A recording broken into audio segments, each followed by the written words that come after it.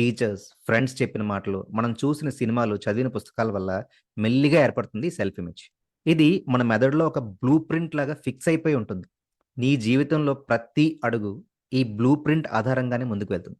నీ జీవితం ఒక కారు అనుకుంటే, ఈ సెల్ఫ్ ఇమేజ్ అని అన్నది ఆ కారుకునే ఆటో పైలట్ సిస్టమ్ లాంటిది.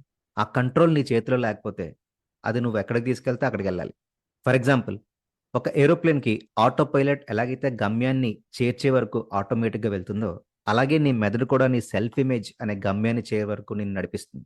నీ సెల్ఫ్ ఇమేజ్ నెగెటివ్‌గా ఉంటే, అంటే నీకు నువ్వు నేను దేనికి పనికిరాను, లేదా నేను ఎప్పటికి సక్సెస్ అవ్వను అని అనుకుంటే, నీ మెదడు ఒక ఫెయిల్యూర్ మెకానిజంని యాక్టివేట్ చేస్తుంది. అంటే నువ్వు సక్సెస్ అవ్వడానికి ఎంత ప్రయత్నిస్తున్నా, నీ ఆటో పైలట్ సిస్టమ్ నిన్ను మళ్ళీ ఫెయిల్యూర్ వైపే లాగుతుంది. అందుకే చాలామంది గెలవాలనుకున్నా గెలవలేరు. మళ్ళీ మళ్ళీ పాత తప్పులే చేస్తుంటారు. కానీ నీ సెల్ఫ్ ఇమేజ్‌ని పాజిటివ్‌గా ఒక విజేతగా మార్చగలిగితే, నీ మెదడు ఒక సక్సెస్ మెకానిజంని యాక్టివేట్ చేస్తుంది. అప్పుడు నువ్వు ప్రత్యేకంగా ప్రయత్నించకపోయినా, నీ మెదడు ఆటోమేటిక్‌గా నిన్ను గెలుపు వైపు నడిపిస్తుంది. అండ్ ఇది మ్యాజిక్ కాదు. ఇది ప్యూర్ సైన్స్. నీ లక్ష్యాల్ని చేరుకోవడానికి నీ సబ్‌కాన్షియస్ మైండ్ అద్భుతమైన మార్గాన్ని